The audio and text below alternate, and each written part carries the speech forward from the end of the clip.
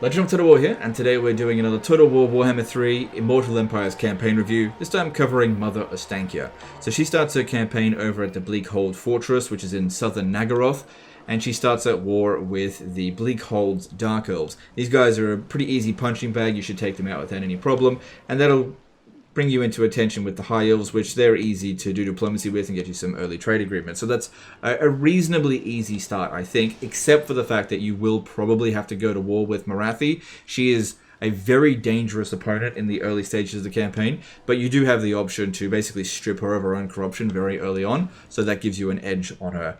Overall, I think that this is a very easy campaign if you could just get over the hump of Marathi, basically. Once you've taken her out, you don't really have any natural enemies in the area, although sometimes beastmen herds will pop up, so you just have to be aware of that. But yeah, once you've taken out these Dark Elves, you're reasonably friendly with the Lizardmen down here, reasonably friendly with the High Elves here, and so the natural place to go is north, or even to teleport back to Kislev, and so we'll get into that in a minute. So you've got these chants here that you can do, and you only start off with this first one to begin with, but as you spend Spirit Essence, you will unlock the others. This one here is very powerful, removes all corruption from the target settlement province. Just even if there's 100 of all the corruption, this will just reset it all to 0 straight away. That's very powerful. This one over here, Coven's Curse Mark. So this one will be good for hunting down particular armies that are maybe trying to avoid you. So dropping their campaign movement range by 50% for 5 turns and disabling them from using Force March, Underway, and Teleport stance will be really handy, especially when dealing with Zinch. So them not being able to teleport on top of you will be really handy. Then you've got the Jinxed Lands. This one here will teleport you to any magical forest. That's very useful, especially if you want to go back to Kislev, because the Griffinwood is quite close to Kislev, you know, assuming the Kislevite factions are still alive, which most of the time they are.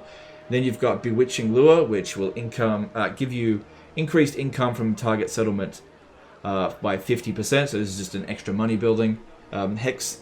And then the Recreant Spirit, which this one here seems really overpowered on paper, but I think if you're on higher campaign difficulties, this kind of comes across as can be a bit of a wet noodle, but on lower difficulties it's definitely useful. So an army consisting of things in the wood, incarnate elemental or beast, and elemental bears will be summoned in the target settlement owner's territory every other turn. So that's seems very powerful, but the thing is, these are kind of rebel armies, and so if you're playing on the higher difficulties, even moderate-sized garrisons will be able to repel them, and you're basically just giving the AI tons of experience if you do that, especially if there's an army there. So just be wary about using that one. You best targeting, if you're playing on higher campaign difficulties, targeting far-off settlements that are not garrisoned by an army. If there's any kind of army there stationed with a lord, they will probably be able to beat it, and you're just power leveling them up. So just be aware of that. Overall, this is an okay mechanic. It's pretty passive. Getting the Spirit Essence is pretty easy. All you have to do is fight battles and own territory that has 0 Chaos Corruption, which is just something that you're going to do. So it's not something that you actively need to think about trying to get loads of it. You'll usually have a decent amount throughout your campaign. Now, that brings us to the next part of her campaign mechanic, the Witch's Hunt. Now, this is a carbon copy, essentially, of Grom the Paunch's Cauldron mechanic, which I don't have a problem with because I like that mechanic, but here's my issue, is that this is a premium DLC, quote-unquote, and so if you're just going to reskin an old mechanic, that doesn't take as much work as creating a new mechanic from scratch. And so this is not premium. This is something that is a cost-cutting measure. And so if you're going to charge huge amounts of money for this DLC, the work sort of needs to be there in order to justify it. And in this case here, although it is a good mechanic, this wouldn't have required a whole lot of work. Now, the way that it works is that you fight or form alliances with various different races. Each resource here is linked to a different race, and as you get them, you will get ingredients and you can make blessings and curses. So at the beginning here, you've only got the Kislev one and the Dark Elf one, because you start off with the Kislev one, and the Dark Elves you'll fight on turn 1. And this one here will give you the Whiff of Madness curse. But as you fight other races, you will unlock more. And each of these items can only be used once per turn. So you can create more blessings and curses more than one each turn. You just need to have a variety of ingredients, which gives you a good incentive to go around and find these particular races and fight them, all form an alliance. Then you've got other ingredient slots over here, which you can use to power up the existing cursors. So if we have a look at how this one is being formed, you've got this effect here, which provides a -8 leadership on the curse. Then this one provides a -25% charge bonus, and then the curse itself gives -12 melee defense and rampage. But let's just say, for example, if we had the warpstone fragment, we could also reduce their armor piercing damage by 6, but also increase their base weapon damage by 6. That's, in my opinion, that's not particularly effective. If we have this one here, for example, so this one would have an additional -10 melee defense on that particular unit. So these are one-time use curses and blessings.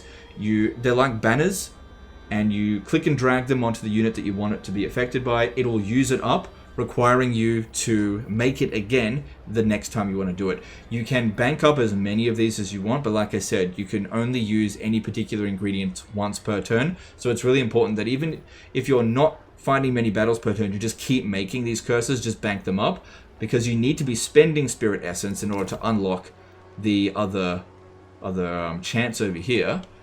And if you go up against a particularly difficult army, you're going to want to have as many of these blessings and curses banked, so you can, curse the entire army essentially. There's nothing stopping you from having 20 of these and just piling it onto the entire army that you're going up against, if you want to do that. So, other thing to talk about is her recruitment. So if we have a look at her building browser, there's some weird stuff going on here where a lot of your buildings are blocked out and requiring you to either own or form an alliance with someone that's Kislevite that owns Kislev, Erengrad, or Prague. So you can't get the main barracks, the cavalry barracks, the sort of elite barracks with the Griffin Legion and Tsar Guard. You can't get the Ice Guard. You can't get the sleds and the little Groms. And you can't get the Patriarchs over here. That's a little bit of a problem there, because those are really good heroes, but you can get an alliance fairly early on, because again, you can teleport to the Griffinwood, and in this settlement here, you've got Ostankya's Heart as a landmark, which will give you diplomatic relations plus 30 with Kislev. That'll help you grease the wheels a little bit. Your technology tree is also significantly expanded upon compared to the other Kislevite factions, and the stuff here will definitely help when trying to negotiate with Kislev. But the thing here that I find weird is that certain units are obviously blocked out. Like, you can't get Kossars with spears, but you can get regular Kossars because the main settlement building isn't blocked out. So what they've done here is that they've blocked off the buildings, not the units themselves, which is just weird. You're sort of geared towards playing like a Dryker campaign where you're using the spiders and the bats and the bears. And then, of course, there's your DLC. There's the Akshina ambushes, the things in the wood, and the incarnate elements of beasts. Except that if you really wanted to, you can have your armies completely spammed with Kossars, which in the early stages of the campaign is actually quite cost-effective. Now, the new sort of go-to unit for Kislev is definitely the Akshina ambushes. These guys are essentially the Kislev version of Shades. These are really good. They're stalk, they've got armor piercing, they're decent in melee. These are really good troops. But the only downside to them is that they basically cost twice as much upkeep as a regular Kossar. So like I said, in the early stage of the campaign, when your budget's a little bit lower, if you're playing on higher campaign difficulties, you may want to think about throwing a few Kossars into your army just for efficiency's sake. But later down the track, you definitely want to grab the Akshina ambushes. They're way better. It's just a matter of cost effectiveness. And then the other thing on top of that is that your armies will be commanded by boyars, which doesn't make any sense whatsoever. You're not supposed to have access to your Kislevite units, but you've got Kislevite lords commanding the spider hatchlings and stuff like that. It doesn't make sense. It's pretty clear that they just basically ran out of Charlemagne's for this DLC, and they didn't manage to get around to Kislev's Hag Witch Lord and the Law of Magic, the Law of Hags, which makes this campaign feel really weird. As for the hero, the Hag Witch, I really like them. Getting access to the Law of Beasts, Law of Shadows, and Law of Death for Kislev is definitely good. This is a really strong hero because it's got a missile attack, it's a chariot, decent in melee, and they're good spellcasters. Ostankya, basically just being the Lord version of it, functions really well. I can get tons of kills with her in any particular battle. She's fast, she hits like a truck, got good spell casting. She's just a really powerful lord. She's got loads of bonuses in her skill tree here, good at boosting, the DLC units, extra physical resistance for those particular units. You've got stuff in here to make your buffs and debuff spells work way better. Her ability, Spirit Bear, is really bloody powerful. Of course, it's a little bit derpy. And then she's got Gulias over here, good for healing. She's a really good legendary lord. She's got access to the Lore of Beasts and the Lore of Shadows.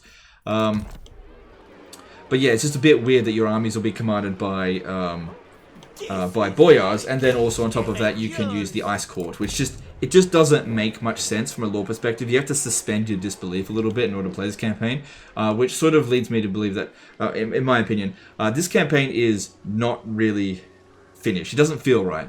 Now, it's a powerful faction, and in many ways this is the easiest of the Kislevite start positions, because the amount of enemies that you have to deal with here is not many, and it gets very comfortable very quickly. So this can get quite boring in that regard, in which case you need to go and find some new challenges elsewhere. I can't really truly recommend this campaign in its current state due to the issues that I've brought up. It just feels a bit half-baked. My recommendation would be to play as one of the other Kislevite lords and try to confederate Mother Ostankya, because she's a good legendary lord for sure, but I just find her campaign mechanics a little bit reused and weird and just not well thought out, so I don't fully recommend it. I don't hate this campaign, don't get me wrong, but out of the 3 new legendary lords, this is my least favorite of the campaigns. That's just my personal opinion, and many of you guys will probably disagree with that, and that's totally fine. Anyway, that's the end of this one here, guys. Let me know in the comments below what you think of Ostankya's campaign. Maybe you agree, maybe you don't agree. Let me know. Anyway, appreciate you guys, and I'll see you next time.